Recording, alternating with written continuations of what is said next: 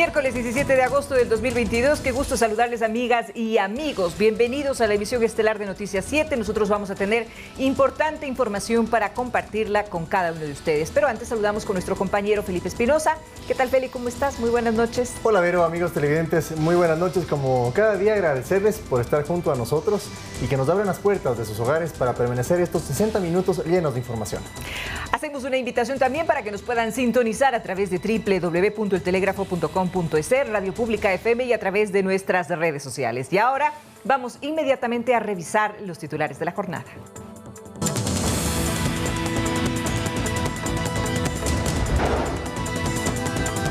Se reanudaron las mesas de diálogo con la Mesa de Fomento Productivo. Inició la socialización del veto del Ejecutivo a las reformas de la Ley de Comunicación. La unidad de explosivos del GIR ha registrado 33 objetos sospechosos en lo que va del 2022. Jueza negó uno de los 2 pedidos de habeas corpus a Jorge Glass. En lo internacional, Perú es el tercer país con mayor número de contagios de viruela del mono por cada millón de habitantes a escala mundial. Y en los deportes, el Brighton de Inglaterra se refuerza con 3 ecuatorianos.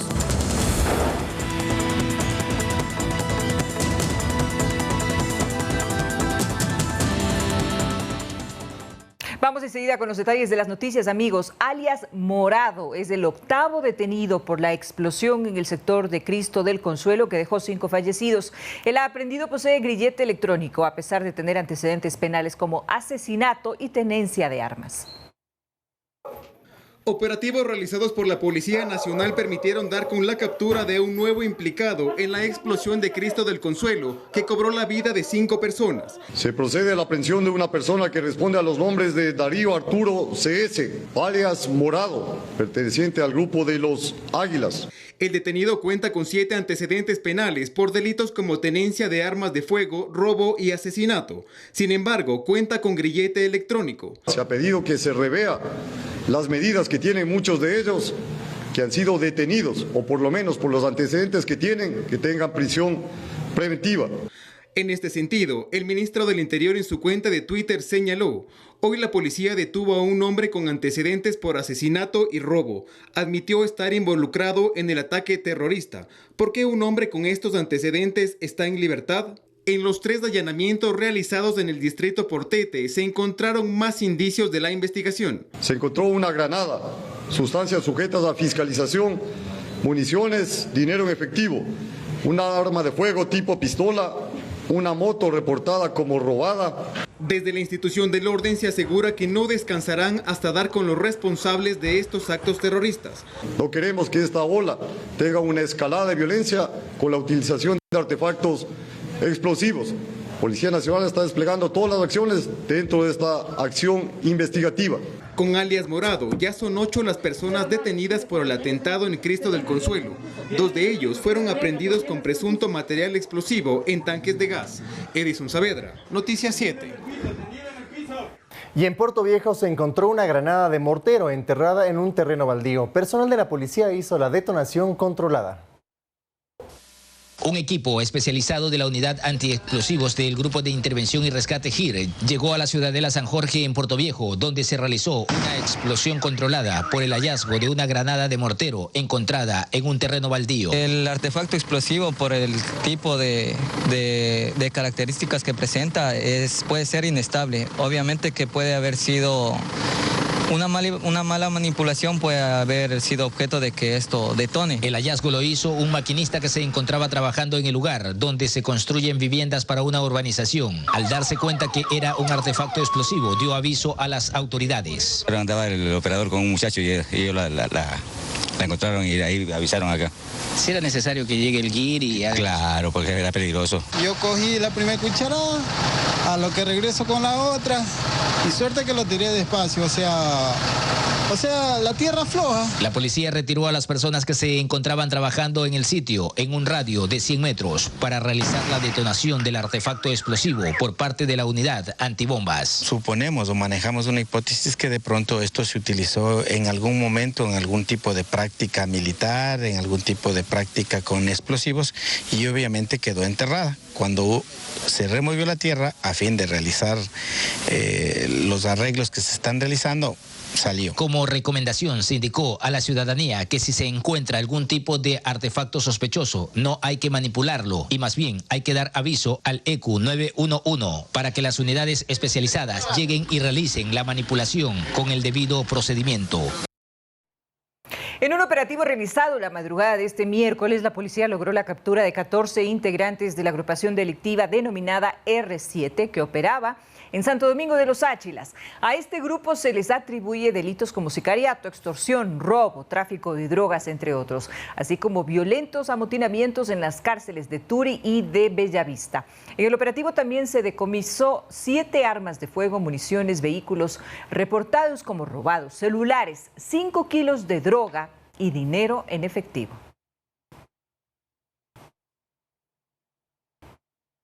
Y en lo que va de este 2022 se han reportado 33 objetos sospechosos, de los cuales 13 correspondían a explosivos, según informó el Área Nacional de Explosivos del GIR. En la siguiente nota le contamos qué hacer si encuentran un objeto sospechoso en la vía pública. En lo que va del 2022, se han registrado 33 alertas de objetos sospechosos en la unidad antiexplosivos del GIR, de los cuales 13 han sido confirmados ser explosivos. La mayoría son abandonados en la vía pública a vista de los transeúntes. La ciudadanía tiene pocas nociones de qué hacer ante un objeto sospechoso.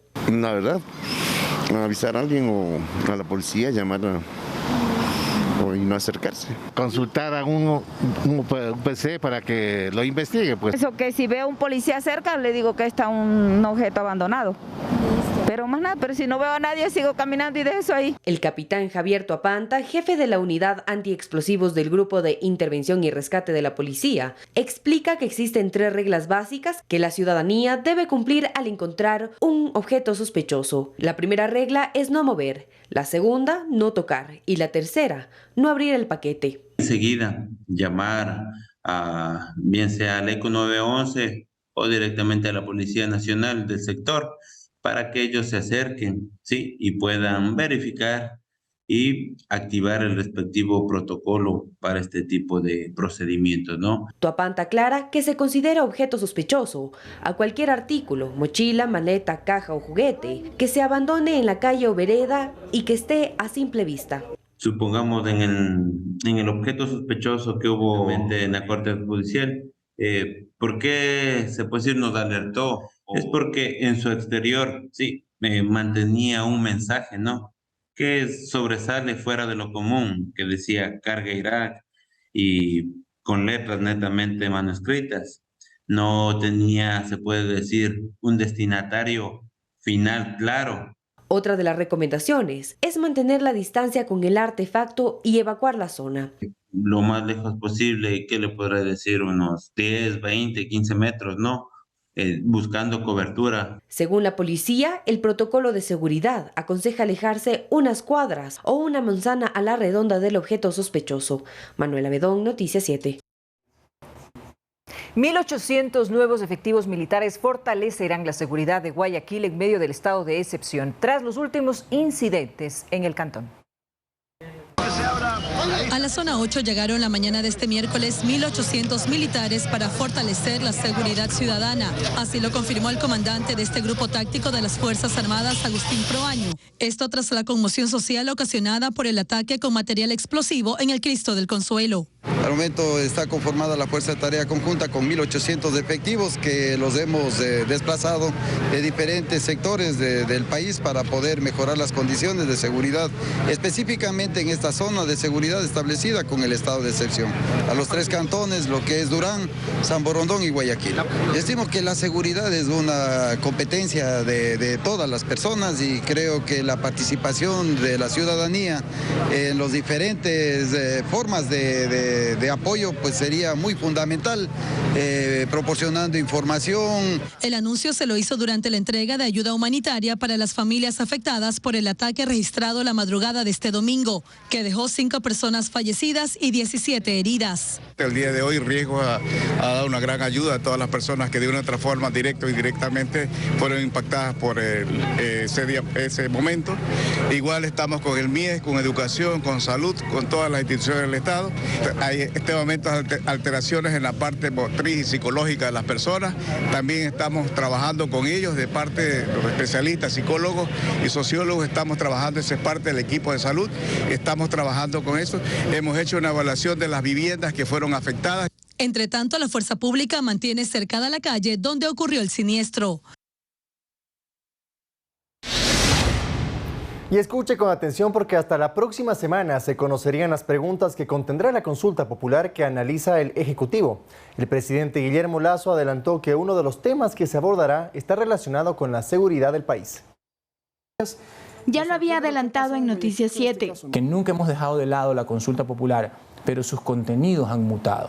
El ministro Jiménez detallaba la concreción de una consulta popular. Lo que está claro es que el país sí necesita una consulta popular y que tenemos una coyuntura el próximo año para hacerla y que lo más probable es que la presentemos ya en las próximas semanas. Y lo ratificó días más tarde. Tenemos que también revisar la constitucionalidad y la justificación de cada una de las preguntas. Para la tarde del 16 de agosto ya se conocían los temas que serían materia de análisis. Sí, tuvimos la reunión, definimos los temas de la consulta popular.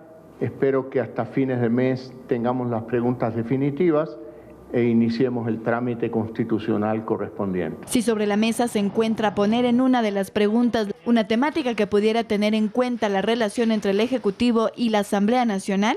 Eliminar una función del Estado no es una posibilidad mediante consulta popular, ¿no? Habría que utilizar un procedimiento de cambio constitucional más profundo, que en ese caso debería ser incluso la Asamblea Constituyente, eliminar la función.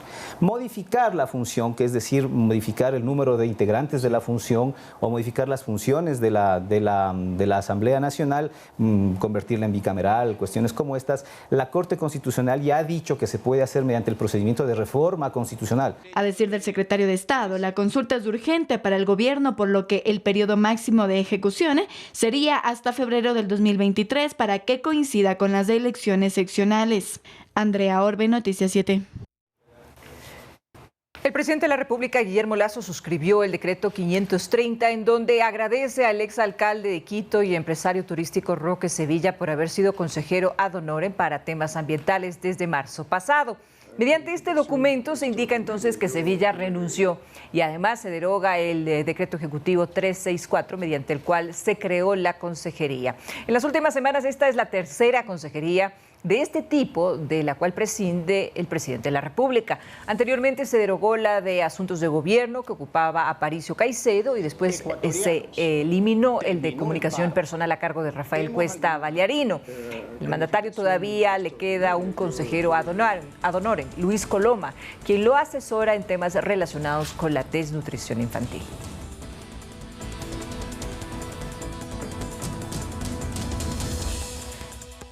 Y cambiamos de tema porque la Mesa Técnica 3 sobre Fomento Productivo se reinstaló esta mañana en la Conferencia Episcopal Ecuatoriana. Esta es la primera con la nueva metodología implementada. El encuentro sirvió para escuchar las 7 preguntas de los movimientos indígenas y conocer la propuesta del gobierno. Desde la sede principal de la Conferencia Episcopal Ecuatoriana en Quito, el gobierno se sentó a dialogar con los dirigentes de los movimientos indígenas para tratar los precios de insumos agrícolas, la tecnificación y mecanización agrícola, entre otros, como parte de la Mesa de Fomento Productivo.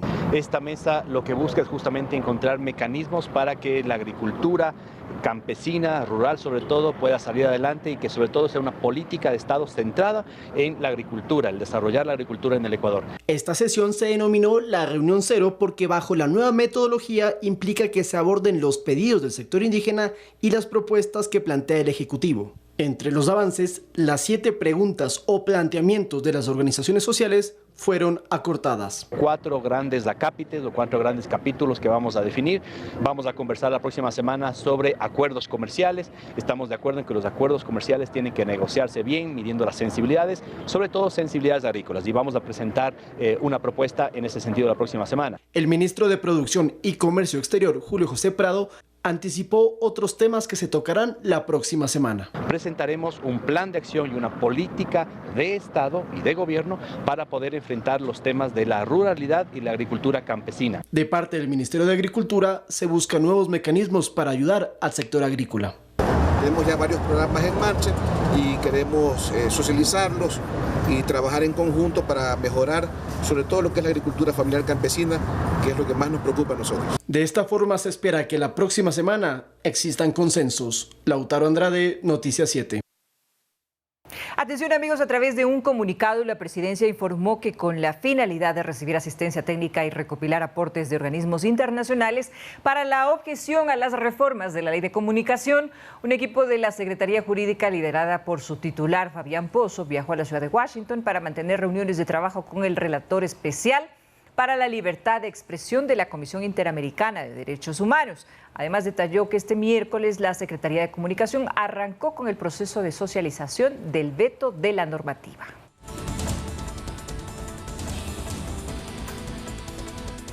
Y el presidente Guillermo Lasso ya se encuentra en Houston para realizarse un examen de piel por el melanoma que le detectaron en su párpado derecho. ¿De qué se trata esta enfermedad? Se lo contamos a continuación.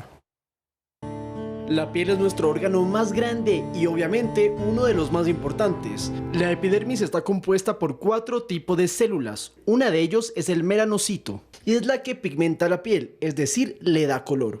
Sin embargo, cuando factores como la genética, el tipo de tez y el impacto directo del sol pueden provocar enfermedades. Se va a empezar a dividir de una manera extraña, se va a comportar ya no educadito en la zona en donde está, sino va a empezar a invadir y obviamente se va a diseminar.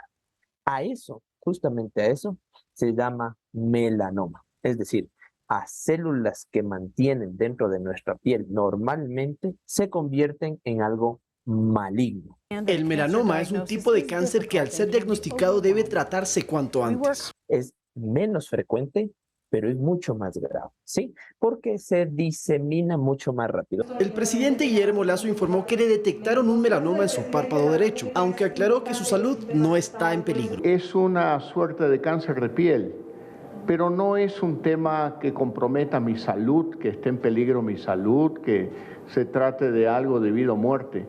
Nada más que siguiendo la recomendación de los médicos que me dijeron hágase ver de inmediato. Lo que debe cuidar el primer mandatario, al igual que los demás pacientes, es que el melanoma no se propague por la piel y llegue a vasos ni a células linfáticas, lo que podría concluir en una metástasis. El presidente Guillermo Lasso recibe atención en el MD Anderson Cancer Center, uno de los establecimientos oncológicos más importantes de todo el mundo. Lautaro Andrade, Noticias 7.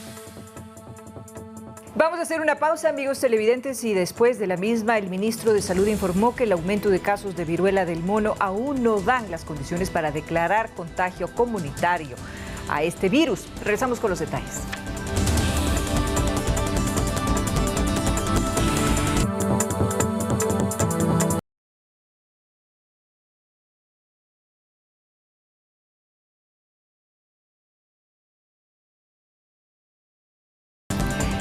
Síguenos en nuestras redes sociales. Estamos en Facebook, Instagram y también en Twitter. Además, recuerda que somos retransmitidos por Radio Pública FM Quito, Guayaquil y Cuenca 105.3, Manta 88.1, Loja 90.5, Pública FM. Gracias por continuar en nuestra sintonía. Continuamos con la información. Una jueza de Quito negó uno de los 2 pedidos de habeas corpus que presentó la defensa del ex vicepresidente Jorge Glas para salir de la cárcel 4 de Quito. La magistrada consideró que el recurso no era procedente. El presente del ex vicepresidente Jorge Glas sigue siendo la cárcel 4 de Quito, donde cumple 2 sentencias por cohecho y asociación ilícita, pese a que sus abogados tratan de volver a sacarlo de prisión. La jueza Soledad Manosalvas le dio el primer no a una de las 2 solicitudes de la defensa de Glas para obtener el habeas corpus. La magistrada inadmitió el recurso porque no procede verificar o ejecutar el cumplimiento de una sentencia constitucional ejecutoriada. Aún falta conocer la resolución del juez Luis Jácome de la Unidad Judicial de Iñaquito, quien debe tramitar el segundo pedido de habeas corpus. El abogado de Glas presentó las solicitudes en contra del SNAI y de su director, Pablo Ramírez, por no cumplir con la excarcelación del ex vicepresidente tras el dictamen del juez Bani Molina de Portoviejo. Sin embargo, esto no era aplicable, explica el constitucionalista Carlos Vaca. Si el Consejo de la Judicatura dice no constan, es porque no fueron emitidas debidamente conforme al sistema que tiene el Consejo de la Judicatura. En conclusión, Hay un habeas corpus pendiente, el de Molina, que no puede ejecutarse por las inconsistencias de las boletas de salida. Hay otro inadmitido, el de Manos Salvas, y uno más pendiente, el de Jacome, que aún debe conocerse. Mientras tanto, Glass continuará privado de su libertad. Lautaro Andrade, Noticias 7.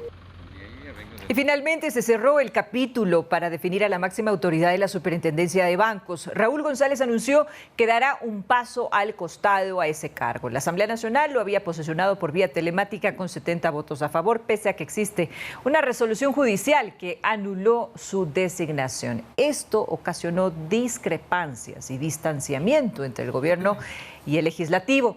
González mencionó que en búsqueda de diálogos y consensos a escala nacional renuncia a sus aspiraciones de ser superintendente como un sacrificio.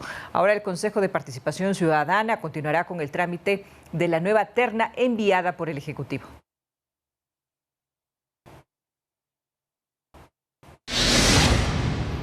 Y Ecuador registra una disminución de casos de coronavirus desde mediados de julio a la fecha. En el Hospital IES Quito Sur actualmente se atienden a 200 personas con síntomas respiratorios, cuando hace más de 15 días se atendía al doble. En la última semana se registró una tendencia a la baja de casos de COVID-19. Y eso se puede evidenciar en el Hospital IES Quito Sur. Aquí ya se atienden a 200 personas diariamente, cuando hace poco más de 15 días se atendían el doble. Anteriormente nos estábamos manejando en un promedio de 46 a 51 pacientes hospitalizados.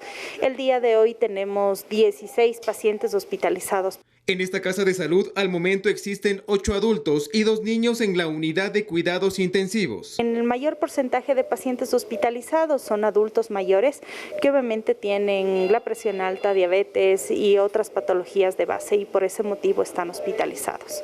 Al momento el porcentaje de positividad viral a nivel nacional es del 38%, mientras que aquí en el Hospital IES Quito Sur es del 46%. Por día nosotros estamos en un promedio de 200 a 250 pacientes con sintomatología respiratoria y del hisopado de esas atenciones pues nos registra un 46% con porcentaje de positividad. A pesar de las cifras, aún se puede ver a adultos mayores con problemas respiratorios que buscan atención médica. Problema en la tos, me duele el pecho en la noche, no puedo respirar. A veces me hace de quitar la respiración y la tos seca. Gran porcentaje de los casos positivos afortunadamente ya cuentan con el esquema completo de vacunación. Recordemos que la vacunación lo que hace es disminuir las complicaciones o el tema de la hospitalización o un ingreso al área de terapia intensiva. Edison Saavedra, Noticias 7. La ciudadanía todavía tiene incertidumbre sobre la eficacia y validez de las pruebas COVID que se venderán en farmacias. Hasta el cierre de esta edición, los test no están todavía a la venta al público. Las pruebas que se venderán en farmacias no constarán como un registro oficial, así lo anunció el ministro de Salud. No es información oficial, a veces no puede ser información totalmente verídica, pero nos sirve para hacer un rastreo general. Esto genera dudas en la ciudadanía, puesto que estos test no serán válidos para permisos médicos. Es decir, que quien salga positivo deberá realizarse una prueba PCR en un centro de salud o laboratorio avalado. Sería un doble gasto. ¿Prefiere ir al laboratorio directo? Claro, exactamente. Sería directo más que estar haciendo un gasto innecesario si no va a ser válido. Tal vez por el tema del COVID se debería permitir que la prueba deba ser suficiente para el permiso de trabajo. Además, hay quienes no están seguros sobre cómo aplicarse estas pruebas. Yo no sé si soy capaz de yo tomarme adecuadamente la prueba. Realmente yo creo que yo seguiría confiando en los laboratorios. El valor de estos test aún no está definido, puesto que el costo lo pondrá el proveedor. Sin embargo, la ciudadanía tiene sus propias conclusiones. Si en la farmacia, por lo que ya es rápida, debería estar en un costo de unos 5 o 10 dólares, exagerando. Máximo sería unos 8 dólares aquí. No sé, tal vez unos 10 dólares. Solo 2 cadenas de farmacias están autorizadas para vender pruebas COVID. Sin embargo, hasta el momento este producto no está a la venta al público. Este noticiero extraoficialmente conoció que existe la autorización, pero los test aún no están disponibles en Las Perchas. Edison Saavedra, Noticias 7. Y el ministro de Salud, José Ruales, informó que el aumento de casos de viruela del mono aún no da las condiciones para declarar contagio comunitario. En la siguiente nota les explicamos cuáles serían las condiciones. Con 19 casos acumulados con la viruela del mono en el país, el ministro de Salud, José Roales, expresó que no se considera declarar contagio comunitario, ya que no cumple con las condiciones necesarias. Y apenas es de 1.6 o menos, siempre y cuando se den esas condiciones de estrecho contacto. Daniel Simancas, epidemiólogo y decano de la Facultad de Ciencias de la Salud de la UTE, concuerda con las autoridades. En el caso del COVID, una sola persona podía contagiar entre 6 y 10 personas más. En el caso de la viruela del mono, es bastante difícil que un contagiado contagie a otra persona. Incluso la mayoría de ellos no contagian a nadie, no llegan a contagiar a nadie. Simancas explica que las condiciones para declarar el contagio comunitario se podrían dar en el momento en el que un caso positivo no tenga relación con los casos actuales. No podamos determinar dónde se contagió esta persona, pues ahí hacemos la declaratoria de transmisión comunitaria. El ministro de Salud anunció que ha solicitado un lote de vacunas a la Organización Mundial de la Salud y que serán administradas únicamente en casos específicos. Es decir, aquellos del cerco más cercano de las personas, o en el caso de que ante un aumento de las vacunas se establece una unidad centinela, una unidad de salud en donde se van a manejar esos pacientes y se puede requerir para el personal sanitario. Simancas también explica que estas vacunas son más efectivas al ser producidas del ADN del virus e incluso que quienes presentan la enfermedad crean una inmunidad que los protegerá a largo plazo. Estos virus se pueden reactivar en algún momento, sí, pueden causar lesiones o reinfecciones, pero definitivamente que serán menos graves, menos severas y la inmunidad es mucho más duradera. Según los datos de la OMS, los contagios incrementaron en un 20% a escala mundial, acumulando un total de 35.000 contagios y 12 muertes. Manuela Bedón, Noticias 7. El Ministerio de Ambiente y Transición Ecológica, junto con el Gobierno Nacional, gestiona $2.5 millones para nacionalidades y pueblos indígenas de la Amazonía como incentivo por la reducción de la deforestación alcanzada. Este monto va a beneficiar a 300.000 personas de las 11 nacionalidades indígenas amazónicas de nuestro país. Va a impulsar también proyectos de ecoturismo, conservación y protección de bosques primarios, educación ambiental, restauración y reforestación de ecosistemas alterados.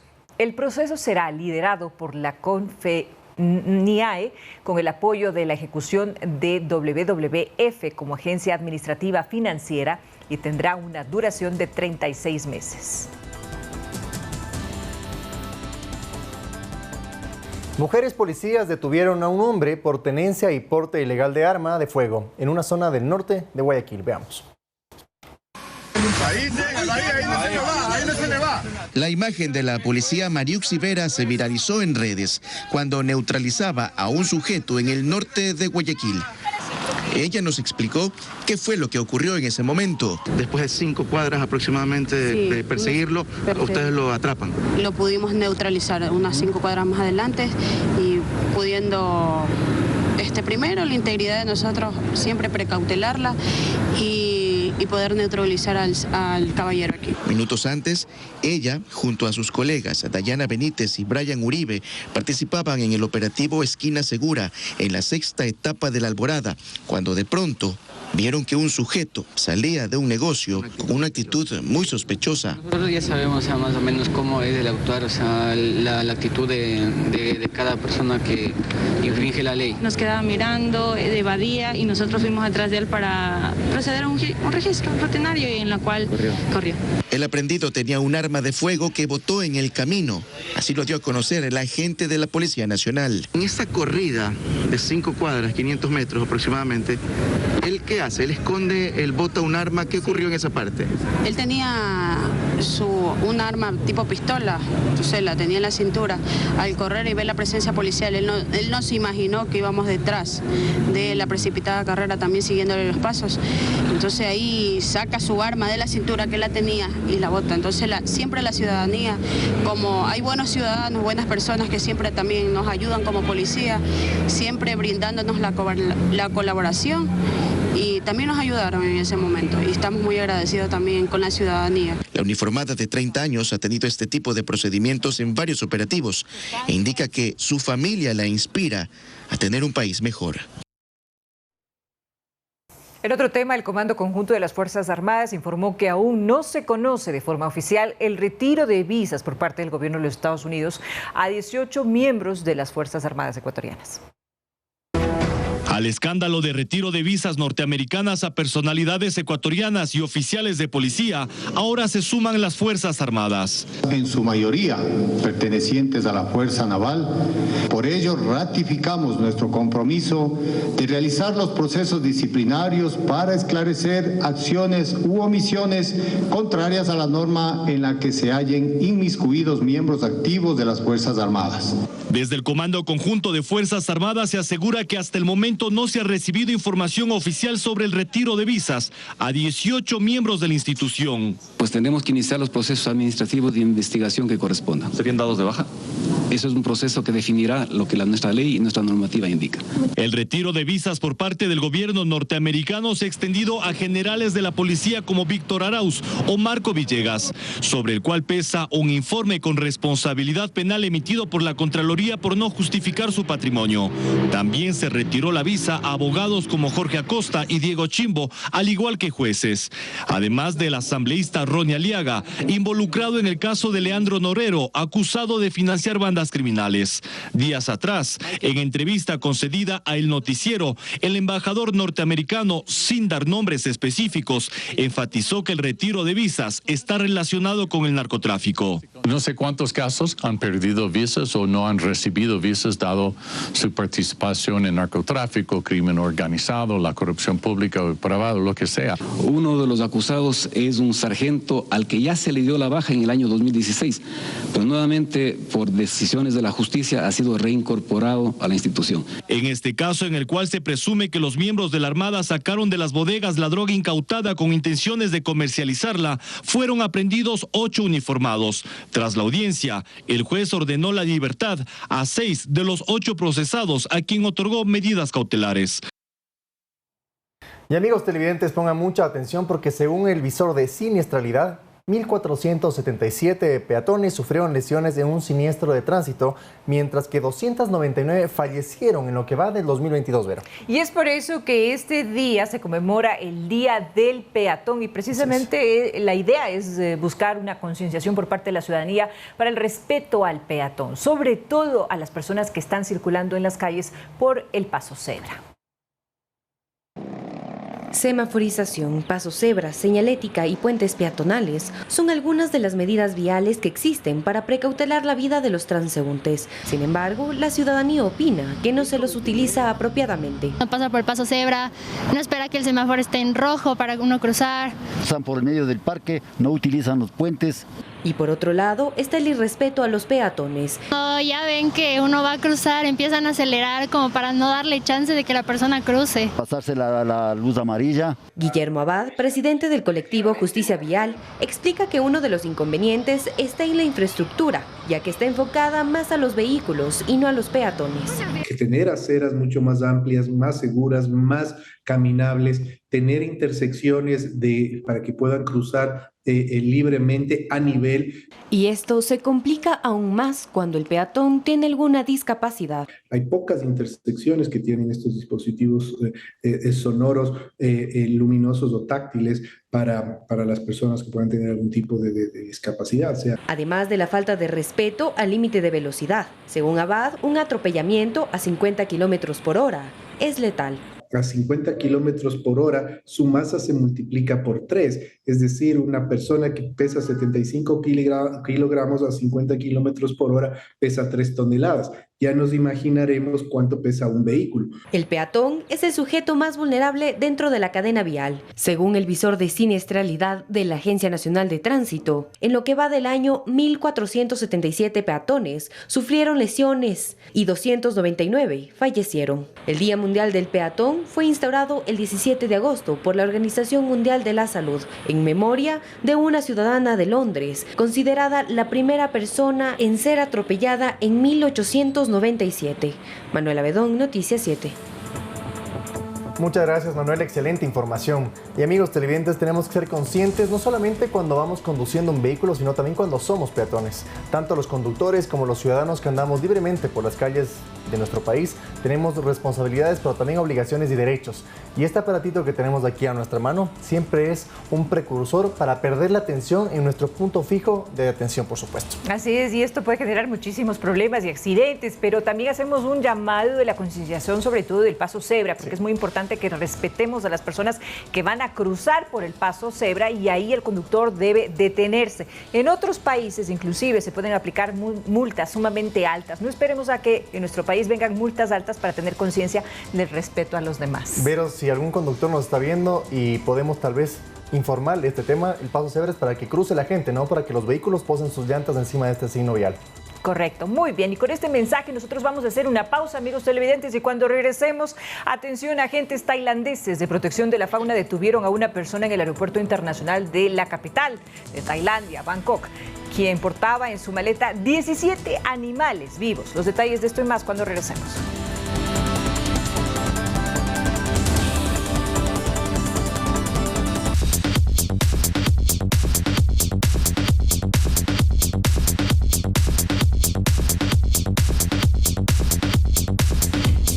Fanáticos, en pocos minutos les contamos las últimas novedades del mundo del deporte. Hay mucho que comentar, hay que contarles con respecto a lo que se viene en el ciclismo. Ojo, qué malas noticias para Colombia. Ojo, hay un ciclista colombiano que tiene problemas por dopaje, por utilizar sustancias prohibidas dentro de una competencia. Esto y más les contamos en pocos minutos.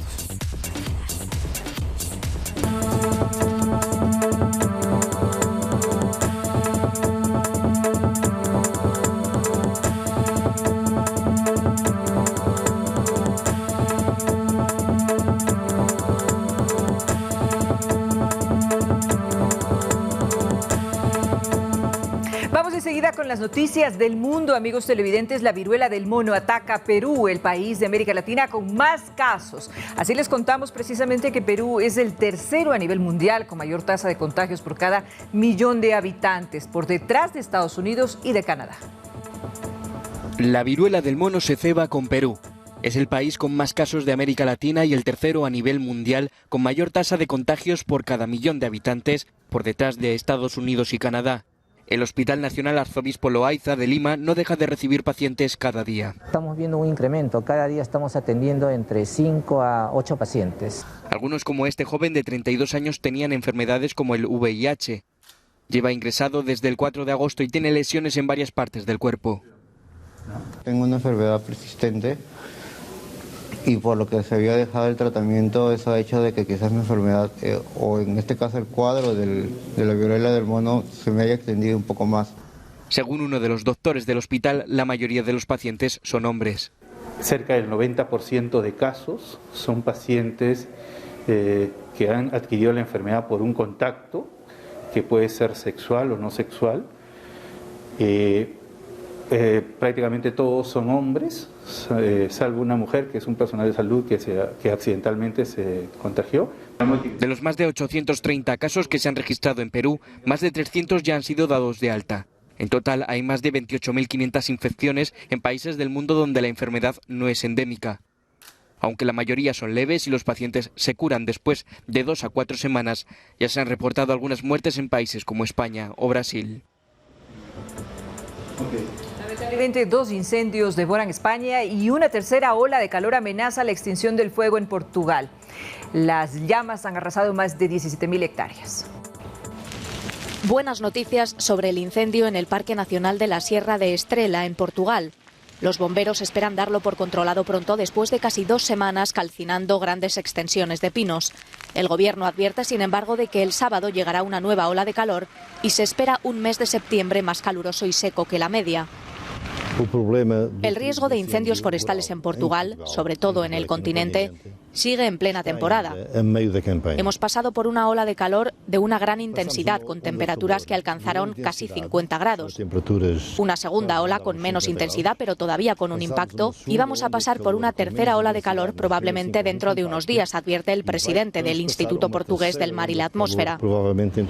En la Comunidad Valenciana, en España, siguen activos dos grandes incendios que ya han arrasado más de 17.000 hectáreas. El de la Valdebo, en Alicante, es el mayor en una década. El de Begís, en Castellón, se ha extendido a la provincia de Valencia. Hay al menos 2.000 personas desalojadas y 3 bomberos han resultado heridos en las labores de extinción, de enorme dificultad por la orografía de la zona. 10 trabajadores continúan atrapados en una mina al norte de México luego de 14 días de que esta colapsara. En medio del drama de las familias, el gobierno anunció que una empresa de Estados Unidos va a apoyar el rescate.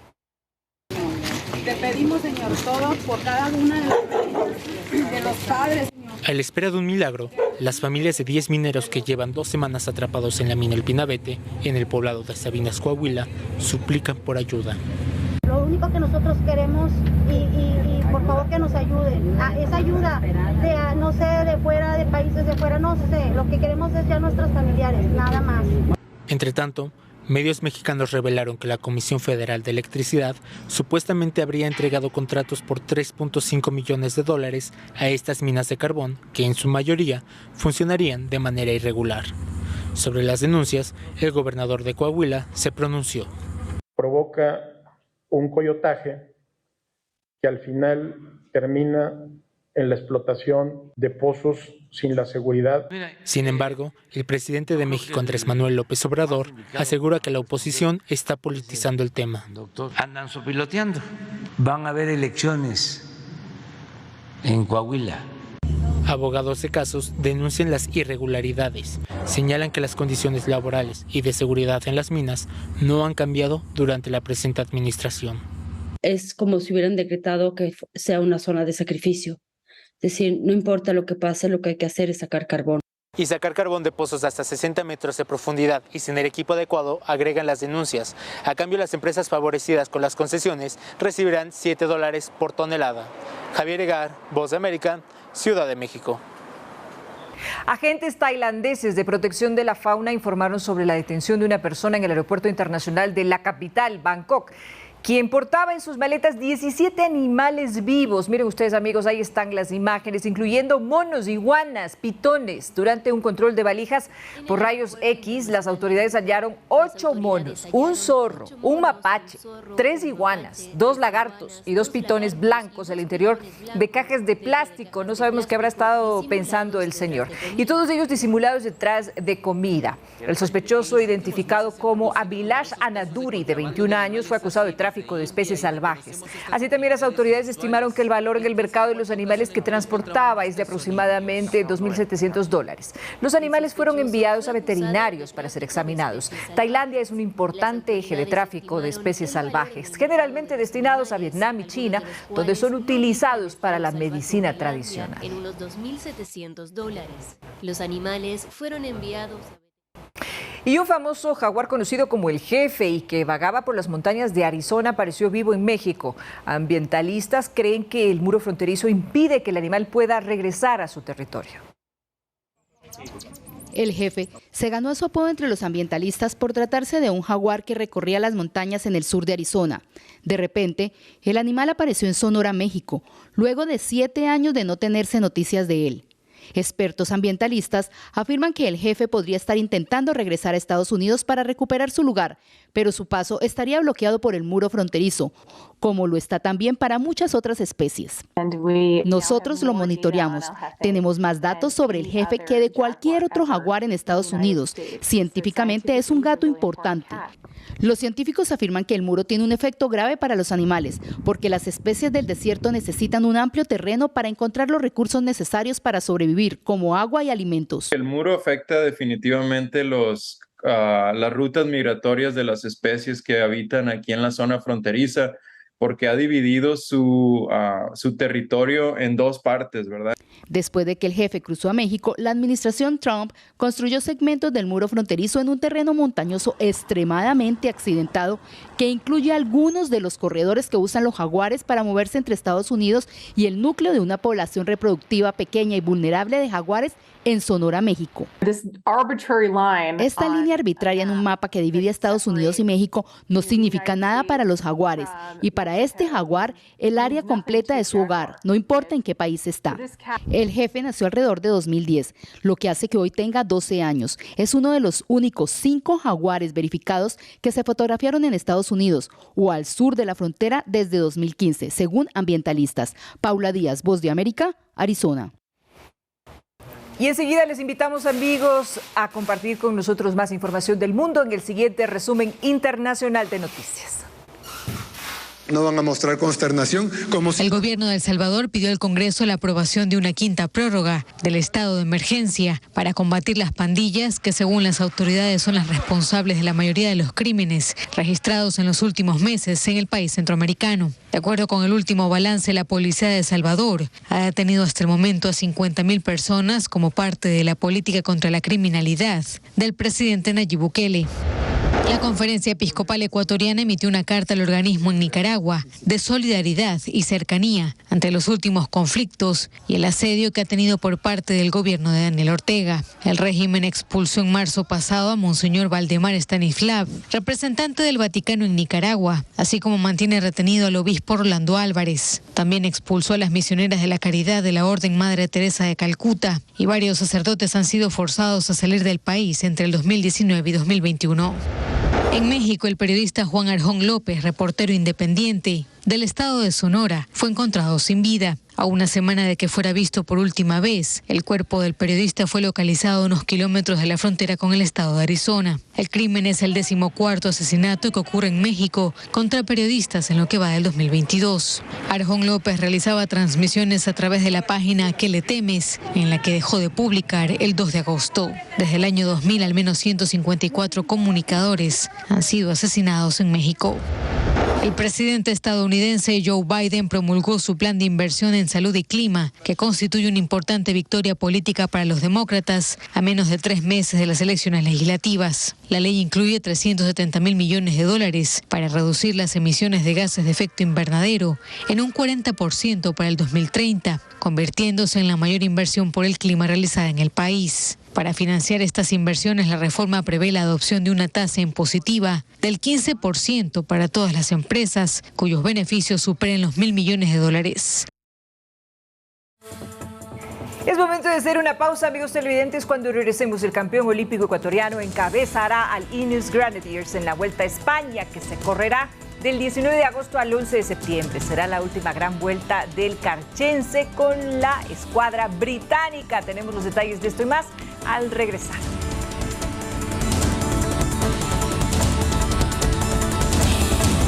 Compañeros de Fanáticos, porque Robin, Joana, Analí y Fernando están haciendo un excelente trabajo. Esta línea de 4 está dando grandes resultados, Vero. Así es, nosotros les invitamos, amigos televidentes, a que continúen siempre con la señal de Ecuador TV y, por supuesto, ya se viene Fanático. Y por nuestra parte, muchísimas gracias por habernos acompañado, y recuerden que mañana a las 7 horas en punto estaremos nuevamente con ustedes en una emisión informativa más. Buenas noches. Linda noche.